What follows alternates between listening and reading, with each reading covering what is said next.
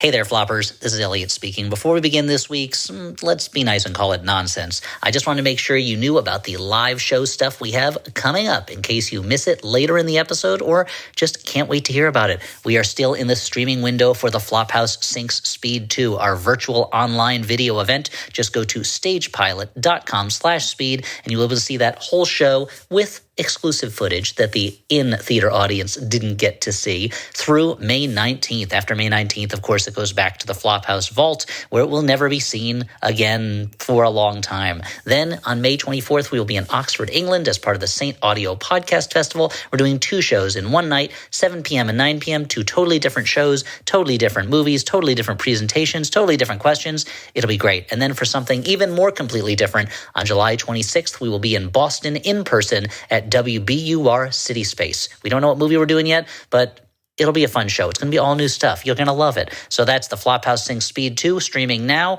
in Oxford, May 24th, and in Boston, July 26th. And now, on with our regular nonsense. Hello, and welcome to this Flophouse Mini. That's what we do every other week when we're not talking about a bad movie. We talked about kind of whatever we want to talk about. They're not the boss of us. We can do what we want, right, Dan? Unlike the regular episodes where the movies show up holding a gun and they're like, talk about me. And I'm like, no, I don't want to. Honestly, if we wanted to, we could spend that time, ranking our favorite Ben & Jerry's flavors or something else. Damn. But we don't. Doughboys did it. So much the Scar Giver, attention must be paid to the Scar Giver. Well, let's introduce ourselves so we all know who that was. I'm Dan McCoy. I'm Stuart Wellington. Yeah. I'm Elliot Kalin, the last of the regular 3, but who's this joining us today? Why, it's special the Scar guest. Giver. Oh, the Scar God. Giver. No, we have critic and author Matt Singer, specifically here in connection with his current blockbuster #1 best-selling book about movie reviewers. Absolutely. Well, this is what I wanted to start off saying, the book, of course, is last year's Opposable Thumbs, How Siskel and Ebert Changed Movies Forever. And honestly, I would have asked Matt to be on earlier, but he was doing Good Morning America. And I'm like, let him cool down from, taking a press tour of real things before I bother him about We're a real our thing, show. Dan. Yeah, I guess that's true. I do have mass and matter. But anyway, I just it's a great book. I want to compliment Matt, not only because I fear that sometimes that he might be annoyed at me when I show up in his letterbox comments to argue something, but also Matt's nodding his head vigorously. Yes. No, I'm shaking my head vigorously. The opposite. But the exact opposite. While I may argue on letterbox, I do not argue at all with his writing ever, because Opposable Thumbs is really great. I tore through it, and I'm sort of amazed not only by the amount of research it must have taken, but also the skill it takes to then take that research and turn it into something that's sort of breezy to read. So thank you for writing a book that I was like, I got to get this book, and not just because I know this guy immediately. And Dan, and while Dan might argue with you on Letterboxd, you're only going to see me come out when you are reviewing Slimer flavored potato chips on your Instagram. That's true. Which I'm enraptured by this content. True. In addition to being an incredibly talented writer and critic, Matt is also, of course, a masochist. I was going to say a horrible masochist who loves punishing myself by eating the worst movie-related food. Yes. That's true. That has to be something that at a certain point you were like, why did I make this a thing that I do? Why? Yes, regularly. As a matter of fact, last night I got a text at 11 o'clock at night from our friend Griffin Newman, who texted me, and he's like, I am out on the If IHOP menu. And I was like, wait a minute, what? I thought now I knew that there was also a Baskin Robbins If menu. I already knew about that. So I thought he made a mistake. I was like, oh, do you mean the Baskin Robbins thing? Ah, very funny. He's like, no, there's an If one too. And he sent it to me. And this thing has blue pancakes with Fruity Pebbles and vanilla mousse. It's got a French toast sandwich. It has a pizza omelet, which could be one of 2 different things just based on the title. I mean, it is so so much. Just every item is so. It looks like it was made specifically to punish me for something I did, and that. So yes, and that was one of those moments where I was like, "How did this become a thing that I do?" Because and I have to do it by myself now, unless one of you guys want to come. Because Griffin, who came recently and at least shared the IHOP Wonka menu with me, is already like, "There's no way I'm putting any of these things in my mouth." So I'm in real trouble. I think Dan's health is doing pretty good these days. He should, he's been doing a lot of yoga. You should do that shit with you. It's true. I've lost some weight, so maybe I should put it back on. I mean, in the cause of if. Yeah. Yeah, the most important cause. Matt, I want to thank you for putting into focus and into perspective. The argument in my house right now is that my kids really want to see If, and I do not want to see it. And so, but knowing that I would just be putting the movie into my eyes and ears and not actually ingesting it as food into my stomach makes it a little bit more understandable that there's a worse scenario that there's a worse form of If to literally ingest. Now, would you rather it was a menu based on Lindsay Anderson's If, starring Malcolm McDowell? I love the idea of like British school food. Yeah, a lot of like puddings, a lot of like boiled meats, beans. Yeah, I can only how do we imagine turn the ellipsis into foods? Maybe it's a food with like 3 little portions. It's like it's a progression in some way. Yeah. The fucking Imagineers over at IHOP are like, okay, we're going to need the Matt Singer bump. What kind of fucked up, nasty shit can we put on here? I don't think it has anything to do with me in all sincerity, but I genuinely have been wondering, like, who are the people that work over there? Someone's job it is to be like, what kind of messed up shit can we make this sounds time? like you got your next book. You got your next book right there. McCarthy. The late Cormac McCarthy was like, my ideas that are too twisted for literature, I put them in the IHOP menu. Yeah. Matt Singer's going to write Movie Food Nation. Hold on, let me write that down somewhere. Wait a minute. This is good. I was going to, my idea was I talked to you a little bit about Siskel and Ebert, old interview style, like normal style. And then the second half, we're going to do kind of a game, but not really. You'll see when we get to it. Don't oversell it. Yeah. I like to undersell and not over-deliver, but deliver about where you might have expected originally, so it still seems like a game. But after the underselling, it seems like over-delivering because our standards have been set so low.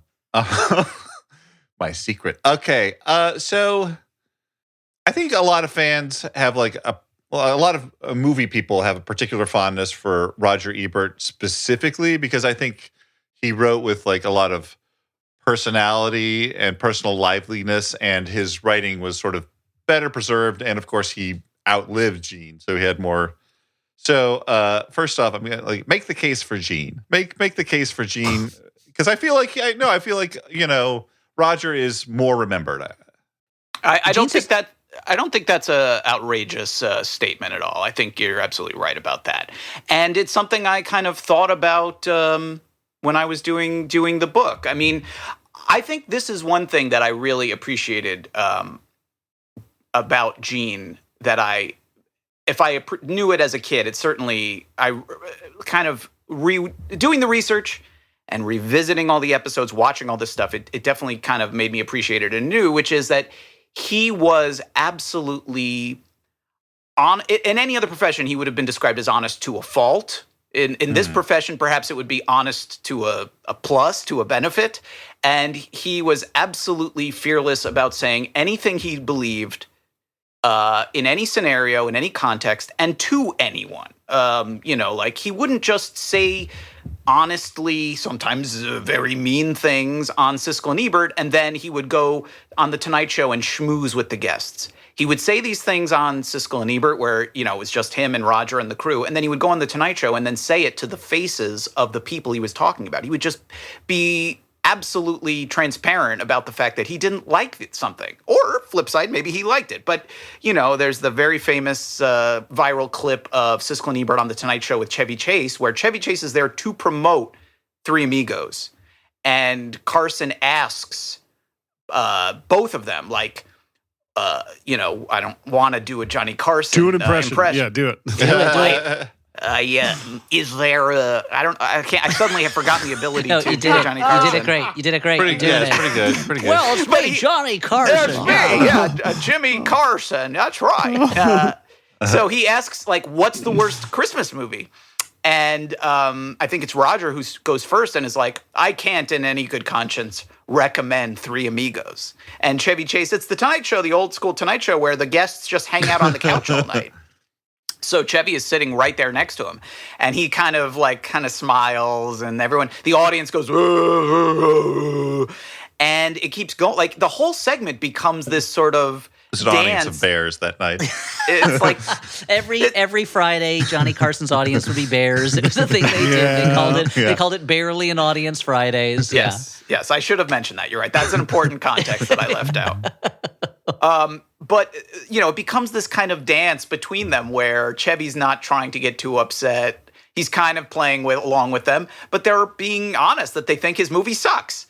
And that was not an isolated incident. They would both do it, but really Gene I think of as the guy who was like Roger liked having friends with filmmakers. Yeah, he would be honest, but he would go to film festivals, he would schmooze, he would hang. Gene would always say, and I really believe it, he had no interest in socializing with filmmakers, hanging out in Hollywood. He didn't have a lot of filmmaker friends, as far as I know, and as people told me when I did my research and stuff. He really didn't care, so he didn't really spare their feelings. And again, in another maybe in another world that's not such a great thing, but as a critic I really respect that about him, because he was never tempering his feelings to make a publicist happy, make a filmmaker happy, make anybody happy. He was just going to say what he honestly thought, and I think there's a value in that, at least as a film critic. Yeah. Well, that actually plays into something else I had in my notes about how they could get kind of hilariously mean at times. Like Roger's famous, I hated this movie. I hated it. I hated every, of North. And I was wondering about sort of that pull no punches criticism. Like, I feel like you see it amongst assholes on the internet. I mean, perhaps sometimes us even. We're assholes on the internet. Yeah. But I feel like it's less common amongst normally major. Normally, pay to see assholes on the internet. Jesus Christ. No, I feel like it's less common. I mean, there's fewer big critics these days, so maybe that's just part of it. But I feel like they had enough clout that they didn't have to worry about access as much, maybe, and that's. I don't know. Do you think there's anything in that, or? Well, you're not wrong. I mean, they did get to a certain point where they were, quite powerful. I mean, there was in the early days of Entertainment Weekly, they did I think they called it the Power List or the Hollywood List, something like that, where they ranked the most powerful people in Hollywood, and they put Siskel and Ebert at number 10, which put them below the head of Disney, the company they were syndicated by at the time, Michael Eisner. But it put them above Jeffrey Katzenberg, who was sort of the executive overseeing the part of the company that they worked for, which is sort of surreal. And it does speak to the degree to which they were seen as these kingmakers at the time. And there are examples of studios getting angry at them for mean reviews and for doing exactly what we're talking about. There's a famous story of them being on, I think it was Regis and Kathy Lee, and they were there promoting an Oscar special or something. And of course, because they're film critics and they're on a talk show, the hosts are asking them, is this movie good? Is that movie good? And they started going off on, I want to say it was Nuns on the Run. And just mercilessly making fun of the movie, and they're trying to be entertaining, which they often really were very good, entertaining talk show guests. And the studio that was involved with that, and I want to say it's Fox, could be wrong. It's been a little while since I did this research. Can you check your poster of Nuns on the Run that I see right behind you in your room? Yes. The studio got furious that they did this, and they banned them. You're banned. You're banned from all screenings for forever, because they claimed that they objected not to their reviews, they were entitled to their opinions, but that they were making fun of it on an appearance that had nothing to, they were on a talk show and they were just making jokes, cracking easy jokes or something like that. And, they had this whole big thing, and they were completely unfazed. They said, that's fine. We'll go pay and see the movies when we can see them. We'll write reviews if we can in time, if we can. And if we won't cover your movies, and we won't review them on our show. And supposedly they privately, between the two of them, discussed this and said, and made a bet about when the ban would be reversed. And Gene thought it would last one movie, and Roger said we'll be invited back before the same studio has another movie. And he was right. They didn't. The ban did not last a movie. The very next movie that the Fox or whoever it was had, they were invited back to the screening. I wonder what movie the studio was like, we need these guys to see this. They're going to love it. Right. North! Oh, no. Exactly. But I mean, again, that just shows, yes, they definitely had the juice. And this is we're talking about the early 90s, I think. And that's, in that period, they definitely had that aura about them. Whether it was always true or not that they could make or break a movie, there was definitely a period where they were seen in that light. So this is a bad movie podcast, primarily. I'm gonna focus Let's not limit ourselves, but okay, sure. I mean, you think of us as, sort of culture and baking podcast, maybe? Yeah, baking and general lifestyle. Educational, yeah. I've been meaning to get onto scented candles at some point in this podcast, and I just never find the time usually. You guys razz me for being into astrology, but Elliot's scented candles fucking multi-level marketing scheme he's been trying to pull on. Yeah, exactly. That's an interesting way to describe people helping people to find the best candles with the best scents. Well, anyways, his bad movies are our purview. I was gonna focus maybe on Siskel and Ebert, and if not bad movies they disliked. And I would one thing I wanted to say is they seem to have particular issues with certain movies, like stuff that you might categorize as a blind spot. And I'm thinking most specifically about their aversion of to a lot of horror, slasher movies in particular during the 80s. And yet there would be moments like the one where Roger Ebert gave Last House on the Left 4 stars. And number one, I just, I was curious as you watch so many of their reviews, whether there are other things where you're oh, this is a blind spot of this person or that person. And also what do you make of the moments where they sort of cut against the tide? Cut against their own tide or cut their against own tide? Yeah, do something give something like Last House a rave. Right. Those moments are fun because, to give you an idea of when I was doing the research, I tried to watch every single episode of the show, as many as I possibly could. And at the time, not every single episode was available online, but the vast, vast majority was. So that was part of the fun of watching every episode in order and kind of trying to game it. Would be a movie would come up, and sometimes I would know what the review was. If it was a famous movie, I knew they gave Speed 2 Cruise Control 2 thumbs up, to speak of a bad movie. I knew that Roger gave Die Hard thumbs down, but gave Speed 2 Cruise Control thumbs up. I knew stuff like that. But then there would be on the same day. Yes, so which Die Hard was is weird, already a famous movie by then. He just kept bringing it up. He couldn't. He hated it. He kept piling on. So there were times where I wouldn't know, and it was sort of fun to be well, what are they is this going to be one of those movies that surprises me? And many times there were surprises like that. In terms of horror specifically, yes, they definitely gave a lot of negative reviews to horror movies. Mostly in the early days of the show.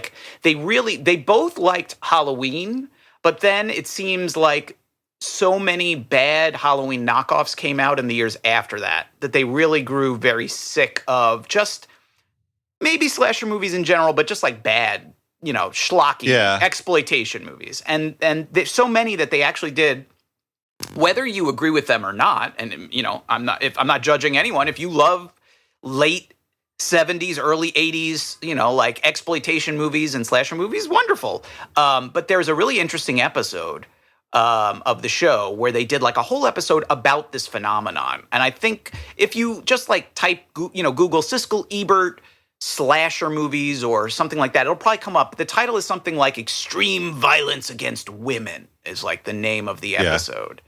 And it's an interesting, it's a very interesting like half hour.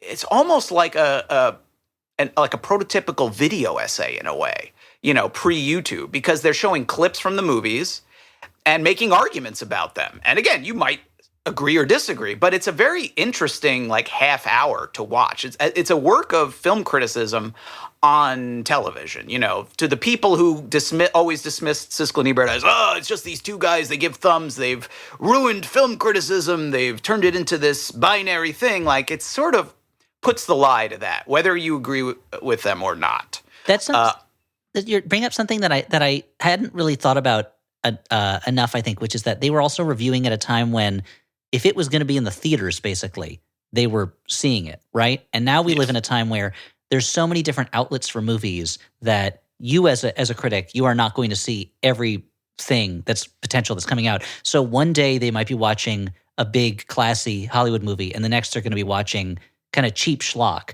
And so they were probably also, if you really don't like that stuff, you're being reminded constantly of what else you could be watching at the same time. Right. You're watching stuff that now probably wouldn't reach the level of being reviewed by a major critic in the same way, I'm guessing. You're absolutely right. In that time period, being like the daily critic at a big newspaper like the Chicago Sun-Times, the Chicago Tribune, really was to try to see as many movies that are opening in that town every week as possible. And so, they probably were not seeing everything a lot of weeks, but they were seeing a lot of stuff. And it's pretty interesting because, like, if you watch those really early episodes, you'll see, like, they're not just going to, like, press screenings. Like, they'll say, I went to the so-and-so theater this week, and I saw this weird horror movie that so and so attacks, and here and it's like it's much more like, I'm just going to the movies to see what's playing, and here's what I saw. And it does have that survey quality to it, whereas you're right now, there's so many movies coming out all the time, every single week. It literally would be impossible for any person to see them all. And even at the, B, there's almost no film critics at newspapers or magazines doing that sort of approach to the job anymore. And C, the newspapers that do care enough to do this kind of stuff, like the New York Times, A, they don't cover everything, and B, they have multiple full-time critics, plus they farm out stuff to freelancers. So, nobody is seeing as much as critics like Siskel and Ebert did in that day and age. So, yes, part of it might just be, right, they didn't have a choice. They had to go see these horror movies. And if you're seeing 2 of them every week for 3 straight years, even if you like that kind of thing, it might get a little tiresome. Well, Dan was born too late, I think. Dan would love that lifestyle. Dan would have really been haunting those Times Square theaters, or whatever the Times Square equivalent of in Eureka, Illinois. Make it my job to just be in a movie theater all the time. Sure, I'll eat it up. You could have that job right now, Dan, if you work in a movie theater. Wait, hold on. No, but that's the part of it, actually, the answer that I zeroed in on, like a similar thing where, if there were that many post-Halloween slasher knockoffs, and you're, also predisposed maybe to think that, like, they're too violent or whatever, but, like, just being tired of it, And I was wondering, sorry to diverge from Siskel and Ebert into you, Matt, but I guess based on what you said, maybe you don't have to see as much to make this be true. But other than superhero movies, which is sort of the easy mode answer, is there something that you're just like, maybe now in a vacuum you would like it more, but you're so sick of that type of thing that you wonder whether you're like verging into like, I can't anymore with this. You might like a blue pancake with Fruity Pebbles on it if it wasn't. That's after probably a long the right line of Yeah, that's probably the right answer. That's what I'm sick of. Yes, poisoning myself slowly year by year. Matt, have you had to eat any promotional Pop-Tarts for Unfrosted yet? You joke, but there were like Trap Pops. If you've seen the film, there were like branded with Jerry Seinfeld's face, and I went to the grocery store looking for them. I was going to eat unfrosted Pop-Tarts. Yeah, I love that shit. And Yeah. I'll keep looking. I haven't found them yet, but Yeah. But in Yeah. terms of movies, you were going to say, is there Yes. something that you're like? No, I would want to hear like more this, about but his I'm vor content. I'm honestly kind of like Dan in the sense that I never got to have that Siskel and Ebert experience, and I kind of think I would Yeah. I might enjoy it. Maybe not after. I mean, they did that, in the case of Gene for 25, 30 years, in the case of Roger 40 years. And so maybe by the end of it, I could see how it could become exhausting, but I don't know. I started doing this thing recently where, I'm going to press screenings, and most of the press screenings in New York, the ones that I can go to because I have kids and I have to work during the day are like evenings, but they're early evening. And so I've started to go to movies, like make it a double feature and go afterwards to see things. And I've been doing it more and more now that my kids are a little older, and I feel like I don't have to rush home, and I'm also like sleeping more, so I don't feel like I'm on the verge of complete collapse all the time. And I'm really like loving it. I'm enjoying going to movies. Like last week, I saw the TV Glow, and then afterwards I went and saw Challengers, and I was like, Oh, wow. That's a fun double feature. I was like Vin Diesel going the movies, like I was digging it. So Yeah. I don't know. I guess I'm fortunate that I do get to see a lot of stuff and write about a lot of stuff, but I wouldn't mind seeing more things and getting to cover more things. It's sort of the double-edged sword of it's never enough, Like I wouldn't mind seeing some more. Maybe not 30 slasher movies in a month, but I could stand a few more in my life, to be honest with you. When I was a kid, my parents basically never took us to the movie, like to the theater. Like that was what I wanted to do on my birthday because, like, I was like, yeah, finally a chance to see a movie in the theater. Barton Fink. Barton Yeah, Fink. exactly. It's like in The Simpsons. And sometimes I wonder whether it's like that Harpo Marx story where he like loved licorice black jelly beans when he was a kid, but there's only one ever in a bag, and and then when he was an adult, it's like, I'm just gonna buy a fuck ton of black jelly beans and eat them till I'm sick, And anyway, this is not So therapy. are you sick yet? Or have you blown yourself out? Like, Yeah, have I you feel like smoked Dan, an I entire feel that is the carton of life you're cigarettes leading yet? right now. Yeah. I might be approaching sick, but let's move on to another question, and that is just one thing that kind of hit me in the book is how shows like, say, The Flophouse or any other cultural discussion show would not exist without Siskel and Ebert, because they kind of like the ones who made the format big. The idea that you could just talk about movies and people would find entertaining. I don't know. Like, what do you think the downriver influence is? Did you think a lot about this? I know that you sort of get into it at parts of the book. Absolutely. I mean, I do think that the whole sort of movie discussion industrial complex is kind of Stuart is fist pumping. It's That's kind us. of I mean, the thing that is interesting that's different though is that the world of movie podcasts, which I love. I used to host 2 different movie podcasts, and I listen to a lot of podcasts, including yours. There's a bunch that I listen to every single week. There's others I kind of dip You in listen and to out ours of. first, right? Like ours the first one you listen to. Let's not Always, make him. always. And then you'll listen to the episode again. I before only you listen. start. I listen to the one that you guys had me on every week, over and over, and then I get to Wow. get to the Wow. new ones because it's all Okay. about me. But then I dabble into the other ones. No, but this is but I really did think about this though. Is like the difference though is that, and you guys are a perfect example. Like, you guys are friends. You enjoy talking to each other and conversing. And there's to a certain extent, you guys would be doing this whether there was a podcast involved or not. You maybe not at this length, maybe not this regularly, but you would be talking about movies. You would be making jokes. You would be watching things. Like, and that's true of frankly, every single podcast I know of. I don't know of an example of a podcast that's been going on for any length of time that's 2 people who hate each other or are intense rivals who really who don't socialize, can't stand each other, and have a professional relationship only.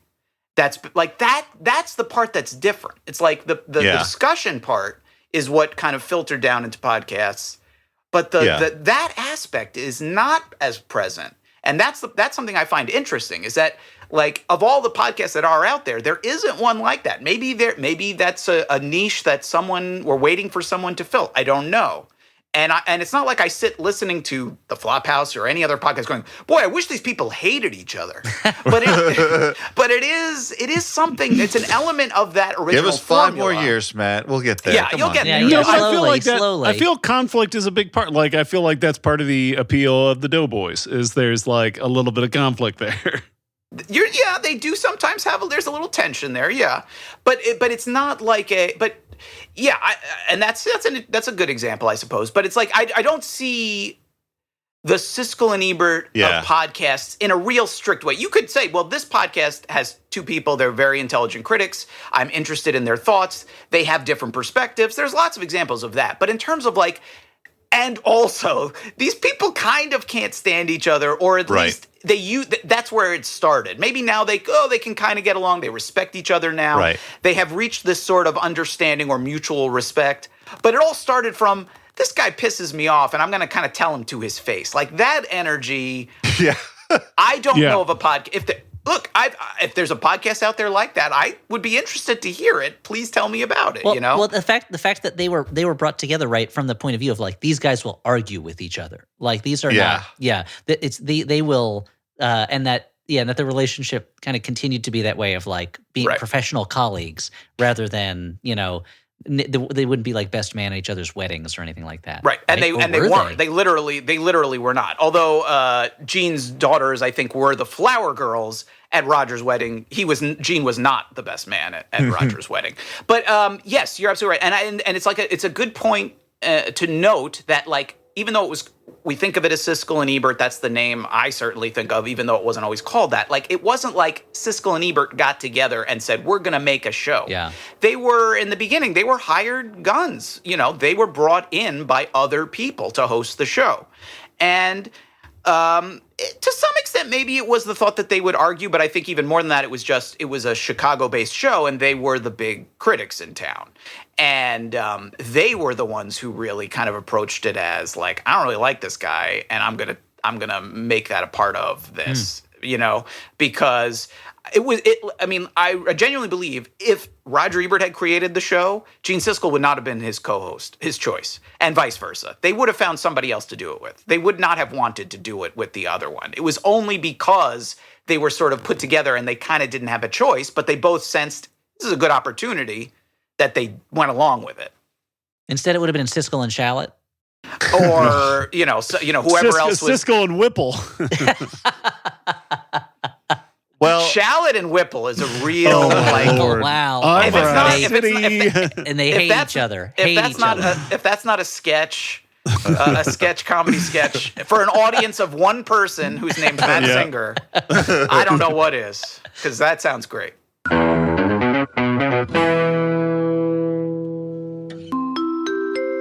Hello, teachers and faculty. This is Janet Varney. I'm here to remind you that listening to my podcast, The JV Club with Janet Varney, is part of the curriculum for the school year. Learning about the teenage years of such guests as Allison Brie, Vicki Peterson, John Hodgman, and so many more is a valuable and enriching experience. One you have no choice but to embrace because, yes, listening is mandatory. The JV Club with Janet Varney is available every Thursday on Maximum Fun or wherever you get your podcasts. Thank you. And remember, no running in the halls. If you need a laugh and you're on the go, try STOPPODCASTI. Were you trying to put the name of the podcast there? Yeah, I'm trying to spell it, but it's tricky. Let me give it a try. Okay. If you need a laugh and you're on the go, call STOPPPAD. It'll never fit. No, it will. Let me try.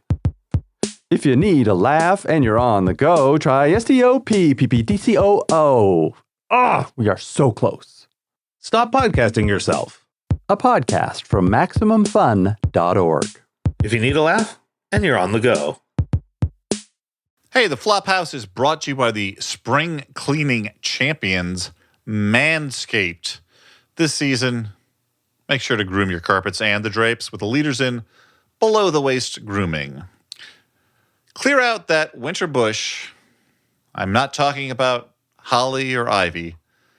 With Manscaped's Lawn Mower 5.0, and watch your confidence bloom like the springtime flowers. And look, I'm not going to get too far into it, but I've experimented with grooming in the past. Sometimes you get itchy. Sometimes there's some snagging. This is a good product. And despite the name, it's not just for guys. This is an all-gendered scaping tool that is built for the job. So if that is of interest to you, you can get 20% off and free shipping with the code FLOP at manscaped.com. That is 20% off and free shipping with the code FLOP at manscaped.com. Nothing like a little nothing like a little spring cleaning in your pants. And also, now the natural transition from downstairs grooming to our personal plugs. And that is to say that, hey, you can still, for a very short period of time, if you are listening to this when it first came out, I believe this episode will drop on May 18th, so you still have a slim window of time. This is the last weekend. You can watch our video on demand Flophouse Syncs Speed 2 show. That is a beautifully shot and edited version of a live show we did in Los Angeles with a little extra behind-the-scenes stuff as well. You can watch it in your home at your leisure until midnight on May 19th. And if you're interested in that, go to stagepilot.com/speed. We also have a couple of shows in Oxford, England at the end of May. That's right. International Flophouse. I mean, I know we've been to Canada before. Fine. But we are going across the pond, as they say, which is a misnomer. I'm not sure that you all know this, but it's much larger than a pond. Yeah, it's true. On May the 24th at Oxford Town Hall, we're going to be doing 2 shows. One at 7 p.m., it's about the Avengers, the one with Ralph Fiennes and Uma Thurman, not the one with all your favorite Marvel heroes. And at 9, we'll be talking Spice World. We're going to stop right there. Thank you very much. And discuss Spice World. If you were interested in tickets for those or any of the shows, the one I previously mentioned or the one I'm about to, you can go to flophousepodcast.com/events. and look into that. Yes, there's another show to plug. It is live in Boston. It is on July 26th. So you got a lot of time. But, don't delay. Why not do it while you're thinking about it? We'll be at WBUR City Space, movie TBD. But we had a great time at City Space before in Boston. A great show. Stuart almost killed me with a presentation about cars. Can he reach those heights again? Perhaps. We'll see. And if you're interested in any of these shows, again, just go to flophousepodcast.com/events. But now, back to the show. We're back. Since we're a bad movie show, I wanted to spend. Well, we're a good show about bad movies, right, guys? Yeah. You were just telling me how you needed to get out of here at a particular time. I wanted to spend the second half of the show on their Dog of the Week segment. Siskel and Ebert were not above some goofy stagecraft, especially early on in the series. And they would have an actual dog, Spot the Wonder Dog, and they would highlight a movie they thought was terrible. I like the idea that they were like, it's a new show. Maybe it stays about movies. Maybe it becomes a show about dogs. We don't know. Yeah. Who knows? Yeah, go on. Sorry. No, this is one of the fun things that, like people who've only seen the later episodes might not realize. And I knew about the Dog of the Week, but until you really watch it, you don't. First of all, there's multiple dogs. there were, to my knowledge, there were 3 different dogs. They replaced dogs whenever they felt like it. There was Spot the Wonder Dog, there was Zeke the Wonder Dog, and there's one other one. And then when they went into, that was at PBS, the original incarnation of the show. Then when they went to PBS, they were worried if they brought the dog with them, they'd get sued. So then it became the stinker of the week, and they had a skunk on the set with them. Literally, Aroma, the educated skunk, was sitting next to them in the balcony. And I could tell you stories about the skunk if you want. Then they eventually they got sick of the skunk because they're sitting next to a skunk, for God's sakes. And they told their executive producer, we don't like the skunk. The skunk, we're done. We're better than this, aren't we, essentially? Yeah. And they convinced the producer, let's get rid of the skunk. And then the producer came to them and said, boys, I got a great idea. And they were like, well, what do you want us to do now? He's like, all right, you didn't like the skunk of the week, but what about the turkey of the week? And they said, oh, God, you want us to be in the balcony with a turkey? He said, no. A turkey vulture. Oh, God. Yeah, something more dangerous, please. Yes, exactly. So anyway, that was the end of all the weeks. But yes, the thing that's amazing about them is that this, on the flip side of, well, if you watch these old episodes, you'll see they're doing actually pretty high-level criticism. If you watch the episodes where they do Dog of the Week, it's like watching the origins of Mystery Science Theater 3000. They're not doing criticism. They're just, these movies are there to be teed up to make jokes. And they're watching them on a screen and they're sitting in a theater. It actually feels a little like Mystery Science Theater 3000. I've never asked. I would love to know if the people involved in the origins of MST3K, if that was in the back of their minds at all. But it's something I don't think we know anybody who knows Joel. We don't know anybody who had any access. Yeah, they have no access to those people. They don't know those Not people. familiar with them. Don't know the show you're talking about. Yeah, but it's something I have wondered about, and it is fun to go back and watch. I should ask him about that. He always would say that he was inspired by an image in an Elton John album cover. There's an image of a silhouette of people sitting in front of a screen for the song I've Seen That Movie Too, or whatever it's called. I don't know Elton John's songs that well. And he always said he was inspired by that, but I wonder. I'll have to ask him sometime. I mean, I'm not going like, obviously they stole Siskel and Ebert. It's just no. That's how I'm going to present it to him. Yeah, you should. Is accusing you of stealing. Yes, I've accused him of plagiarism. It's just interesting. I mean, maybe because these are literally the 2 shows that so infected my brain when I was 12 years old with Siskel and Ebert Mystery Science Theater. They were like the things I was obsessed with. That now I can't. I see one and I see the other. But I'm telling you, they're not sitting there going, yes, this is a treatise on the lost the lost innocence of man. They're going, look at this stupid movie. Look at how silly they look. They're cracking jokes the whole time, and they're cutting to them in the theater looking at the movie on the screen. You go, well, that's kind of interesting. It's sort of the prehistory of that sort of thing. Just something kind of interesting. This bit is halfway to a game, halfway just chatting about some movies. All right. I'm gonna talk about a few Dog of the Week movies here. I'm gonna ignore the ones that they're obviously wrong about, like The Brood or Ms. 45. The Brood is fine. It's no Dog of the Week. It's not a Dog of the Week. Compared to the level of most Dogs of the Week, it's not a Dog of the Week. That's fair. I like The Brood a lot. Anyway. So I've got some titles. For each one, I'm going to ask 2 questions. 1, can you tell me anything about this movie? This probably will mostly be for Matt, who will see whether he retained these Dog of the Week segments. Right. And 2, do you think the public agreed with Siskel and Ebert? And for the purposes of this, if the IMDb rating average from users is below 5, they agree it's a Dog of the Week. But if it's above 5, it's not quite dog level. So, first one I got here is The Island of the Fishmen from 1979. So this is the kind of movie that nowadays I feel like a critic would not bother to cover. Yeah. This is the difference I'm talking about. Yeah. Yeah. Anyone know anything about Island of the Fishmen? Matt, It's a great name.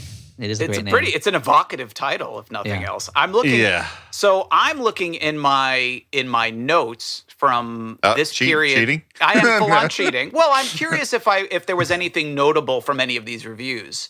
Yeah. And this one I don't even have in my notes. So perhaps I didn't even find this episode when I was looking and watching them, because I a did scoop for the paperback, the updated edition. Yeah. I did keep track of, every episode I watched, I took very copious notes of each movie, the dogs of the week, the votes on each movie, and any notable stuff that happened I would write down. But this one isn't even in my notes. That's how obscure this one is. Before I tell you just a little bit about it, would you say it's a dog or not a dog in the eyes of the IMDb voting public? I would guess that it is a dog. I don't know. I'm going to say if the IMDb voting public is voting on this movie, they are the kind of person who would like a movie called Island of the Fishmen. So I'm going to say not a dog. Good point. But between you guys, Stuart, if you want to weigh in, you can. But you seem. I was checking the IMDb page. Okay. This Another one, cheater. I'm the only one playing fair. Not a dog, just barely at 5.3. It's about a prison ship that sinks in the Caribbean, and prisoners and a doctor wash ashore, where they discover a strange couple who invite them to stay at their house. And apparently the doctor does a little investigation, finds out what the pair is up to and why prisoners keep disappearing mysteriously. I'm guessing it has something to do with fishmen. Yeah, put money on Fishman. Unless the That's your doctor's name classic is Fishman scenario. The doctors could be named Dr. Fishman. I'm going to toss in yeah. a little IMDb trivia. Future director and then head of publicity and marketing for New World Pictures, Jim Wynorski, came up with a title change and did a little additional filming so they could release this as Screamers in the U.S. Let's keep with the island theme. There's Frankenstein Island from 1981. Do you recall anything about this film, Frankenstein Island? I don't. 1981. But now that you mentioned the other movie was Screamers, I do have that in my notes. And I can tell there you go. Screamers was reviewed as the dog of the week on the episode where Siskel and Ebert reviewed Raiders of the Lost Ark. Oh, wow. Ooh. They liked Raiders more than Highs, the lowest Screamers? lows. Hard to believe. Amazing. Did they like Raiders of the Lost Ark? They did. They gave it two. Well, in those days it was not thumbs. The thumbs had not been invented yet. But they gave it 2 yes votes in the early days of the show. Not as catchy? Everything got a yes or a no. The, not nearly as catchy. Frankenstein Island sounds like one of the Hotel Transylvania sequels. Yeah, for sure it does. The one where they go on vacation, yeah. Yeah. I don't know. I don't know anything about it, but I can tell you. I'm looking at my notes now, and this was an Ebert Dog of the Week. Sometimes they would both have a different Dog of the Week on an episode. They were both seeing so much crap. They would often each have their own movie. Double dog day. Yes. Up or down vote, dog or no dog? Matt. I vote dog. I'm going to probably be voting Stuart. straight dog most of these. Dog. Yeah, I'm straight dog. Let's make it 3, dog. This is a dog. This has 2.0, the lowest score of the bunch. Despite, listen to this. When a hot air balloon already crashes on No a bad remote movies with hot island. air. Was it Ebert who said there's no good movies with hot air balloons in them? Oh, yeah. That was one of Ebert's like his rules. He has that like little movie glossary that he was, which is crazy since The Wizard of Oz is maybe the greatest movie of all time and has a hot air and balloon. then you got very Great Muppet Caper. That's a good one with a hot air balloon. Yeah. Anyway, the denizens of this hot air balloon discover Dr. Frankenstein's ancestor carrying on the family work. Carrying on? Is it an ancestor? I don't know. Yeah. That seems to be miswritten, whoever wrote that. Yeah.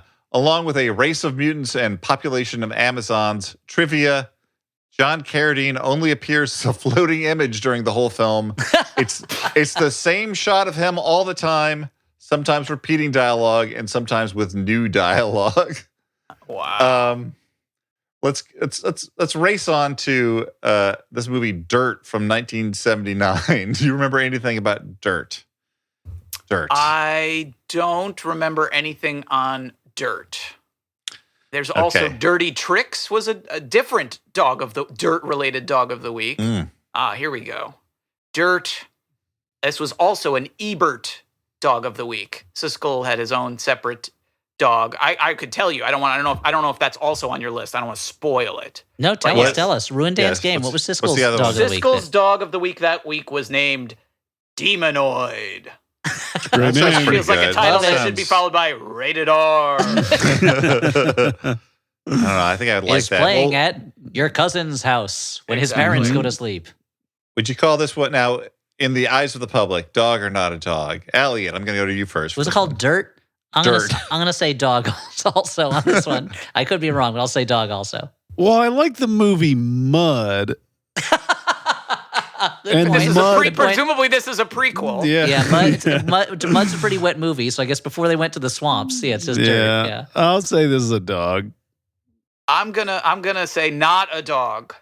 Wow. Well, Matt, your iconoclasm has paid off because this has the highest score of the bunch with a 6.8. Oh, wow. And Oh. I'll tell you, this is apparently a documentary. Wow. The footage is from between 76 and 78 about varied types of off-road competition through the U.S. and Baja California. There's no trivia for this, but the soundtrack lists the songs Snow Climb, Swamp Buggy, and Jeep Ridge Runners. Well, yeah. All right, I have some fun trivia for you. Are you ready? I'm looking at my notes now. Drop it on. This dog of the week appears on an extremely notable episode of not Siskel and Ebert, but sneak previews at the time. It is the same episode where they reviewed Gates of Heaven, which became a really big movie as a result of their review. I actually spoke to Errol Morris for my book, and he credited them with this review, and then they kept bringing it up on episode after episode. He literally said they gave me a career by talking about my movie Gates of Heaven. So same episode. They also, and a little more, they also reviewed Escape from New York on this episode, but that did not get 2 thumbs or 2 yeses up. One of the 2 men gave it a no vote. Would you care to guess? I'm now hijacking your game with my own game. Wow. Oh, man. Would you care to guess? Master. Siskel or Ebert, who gave Escape from New York, the immortal classic, a no vote? Ebert famously gave The Thing a bad review. Yeah. So I'm going to guess that Ebert also didn't like Escape from New York. I'm going to say I Siskel. agree. I'm going to say Siskel. I don't know. Ebert, I think he had a bit of a blind spot for Carpenter, even though he liked Halloween. The correct answer, the host that gave it a no vote, is Roger Ebert. Oh. That It's so Errol funny Morris. Sorry, go on. I think it's funny to me. I feel like as Roger Ebert got older, he got softer on that type of movie. I remember near the end of his career, there was a Gamera movie, and a lot of his review is about, when you're young, you like movies that are well made, like a movie like Air Force One, and then you get older and you want to see movies that have show you things you're not going to see, and you kind of get tired of movies like Air Force One, and it's like I always found that to be a really memorable review where he's basically saying my taste has changed somewhat and I prize different things about movies than I maybe once did. So maybe he came around to Escape from New York someday. I don't know, maybe. And that Errol Morris story just made me think I feel like people who don't like film criticism, there are people who are just it's people wanting to ruin the fun, want to or snooty Matt, people. who's a Marvel shill, right? Yeah, snooty people or shills or there's all this kind of negativity. And I feel like what we've lost in having influential film critics is people who will champion good movies and actually move the needle on them and help sort of the art from that. Well, luckily we have Dan's letterbox for that. Thank you. I'll champion some bullshit from 1983. Dan's letterbox is 4 stars. Cheeky, directed by Tinto Brass. Really gets it what it's like to have a butt. Yeah. It's truth in art. Let's we have 2 more of these. Let's get through them so we can get Dan everyone out the door. Text me. He's like, I just watched this movie. I did not like it. Here's my Letterboxd review. 3.5 stars. I may not like it, but goddamn it, I respect it. Anyway, the next one, The Vampire's Night Orgy from 1973. Speaking of butts. It feels like night is unnecessary there. A vampire is going to do everything at night, especially The Day Orgy was the original one. This is the sequel. This one's not in my notes either. I wonder if it has an alternate title like Screamers did, because it's not coming up. Well, we'll get into an alternate Well, it's also version known as actually Network.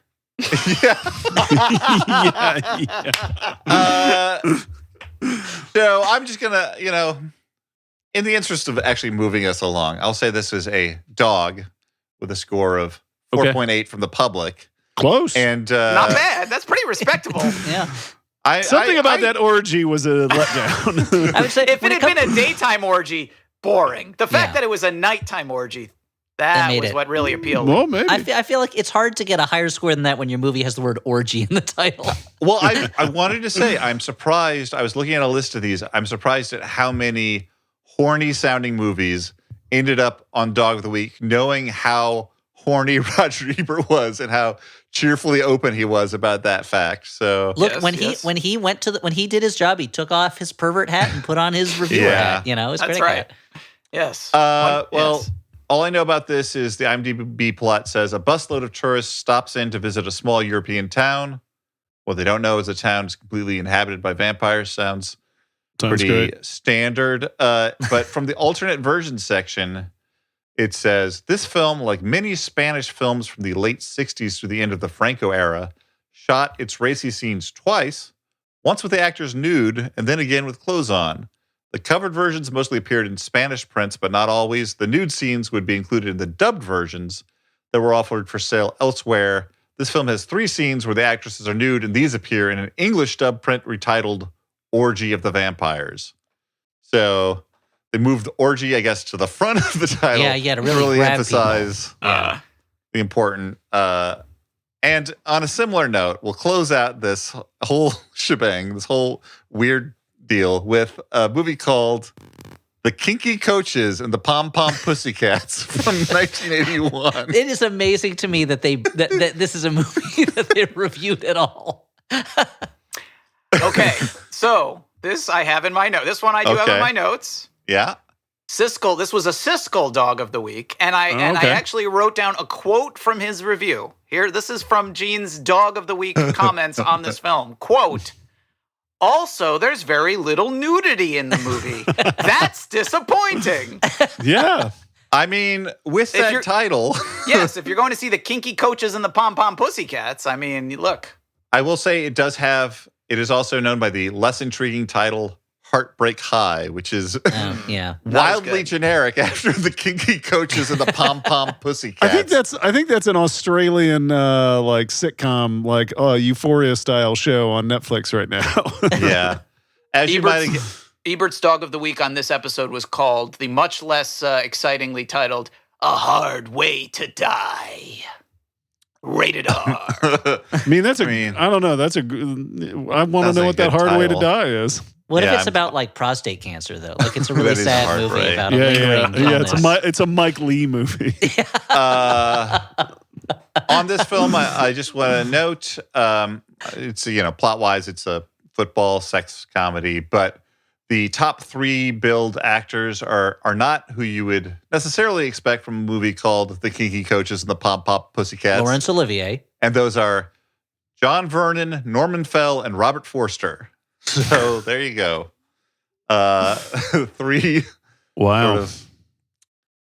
I could see them playing teachers and coaches in a. I guess sex kid part of it movie, is yeah. like I'm They imagining play the them. Pom Pom Pussycats. Yeah, That's, that's the the twist. thing. surprise. Yeah. That's That's the surprise. twist. I am imagining them as older men, I think is part of the problem as I mostly Yeah. knew them. But before we go, Oh no, this was when they were young bucks. Yeah, they were just real hot chasing hunks. around Pom Pom Pussycats. Before we go, obviously we focused a lot on bad movies, but I wanted to end on a positive note because Siskel Ebert, as we said, championed a lot of movies. You close your book with an appendix that's really nice where you highlight some buried treasures, 25 movies that are more forgotten these days, but got 2 thumbs up from Siskel Ebert. And I wondered if you might pick, just one to mention that off the top of your head that, and then, people can go buy the goddamn thing if they want to know more. Yes. Yeah. That idea was kind of like the my attempt, because it is a book about film critics, and like it is fun to watch them just make fun of these terrible movies, and I enjoy that too. But, like I also was inspired to like be a film critic by the show, and it really introduced me to a lot of stuff and to the idea of film criticism as a thing in the first place. So I definitely wanted to put a little, at least film advocacy in the book. And that was what inspired, this appendix that has these 25 movies. As you said, it's all like movies that got 2 thumbs up or 2 yes votes in the early days, but they're not the Gates of Heavens or the Do the Right Things or those kind of movies. I'm thinking of like one that I should recommend because I've seen it having like revival screenings for the first time in a really long time is this movie Household Saints. I think it played the New York Film Festival last fall in like a revival screening. And I've been seeing it kind of popping up in art houses and different places. I think it might be playing at the Jacob Burns Film Center this month in May. I'm not sure when this podcast will come out, but I'm pretty sure it's part of this like festival that they're doing of like recently restored movies. And I think they're even showing a documentary about the making of it. But for a long time, this movie, like it was shown and it got good reviews. Siskel and Ebert gave it 2 very enthusiastic thumbs up. And then it kind of faded away. And for a long time, you couldn't find it. It might have come out on VHS, maybe, but it like never got released even on DVD. And you had to like really track it down. And it's this really, if you look up the IMDb page, it has all these great actors in it. A lot of New York actors, people from The Sopranos you might recognize are in there. And it's a movie about it's sort of like a cross between like a 90s indie drama mixed with like a film about religion and spirituality and faith, which is something that isn't always in those movies, which are a lot more like, like I think of that period a lot more like Tarantino-y knockoffs. More like a Boondock Saints than a Household Saints. Yeah, it's all attitude and people, a lot of profanity, and I like a lot of those movies too. But this is something that's a little different from that period. And this was I think probably of the 25 movies that are in there, this or there's like 1 or 2 other candidates were like my favorite of all those movies. Everything that's in the appendix, I went out of my way to watch. So it's all things they liked, but there's some things that they liked that I don't like, and I wasn't going to put it in the book. It all had to be, it had to make it through my filter too. And of all those movies, this was, I thought, like one of the biggest like blow-away surprises where I was like, wow, this is one of the best like 90s movies that I've seen. And when I wrote the book, when I did the appendix, I had no idea that it was about to be restored, and now it's playing in some theaters. And I hope that means within the next year or 2, it'll be out on some form, either on streaming or on home video. Yeah. So that's one that I would absolutely recommend. Like Household Saints, keep your eyes peeled if it pops up at your local art house. Yeah. It does get a release on Vinegar Blu-ray. Syndrome. Vinegar Syndrome. Release the DVD. Yeah, paging Vinegar Syndrome or one of those Something labels. weird. We need one of those. So that's one. I mean, I could give you more if we have time or if you want, but that's the first one that jumps out at me. Cool. I think we got to close up the balcony. But he was interesting. As they famously said on the show, we've got to close up the balcony. And then they'd sweep up the spotlight. Yes, and then they lock the doors. And that's when the movies would come to life, when no one was around. But thank you, Matt, for coming on the show and talking with us, and for writing a book I really enjoyed and everyone listening should read. Before we sign off, I want to say thank you to our producer, Alex Smith. Check him out on the internet. He goes by Howell Doughty most places there. He's got his own projects you should see. MaximumFun.org is where you go for other podcasts on our network, Maximum Fun. Check those out. But for this Flophouse Mini, I will say goodbye. My name has been Dan McCoy. I'm Stuart Wellington. I've been Elliot Kalin and remain that same person, and we've been joined by... The Scar Giver! I mean, Matt Singer! Oh. Matt Singer! The Scar Giver. Sick.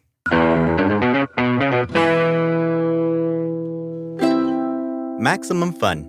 A worker-owned network of artist-owned shows. supported directly by you.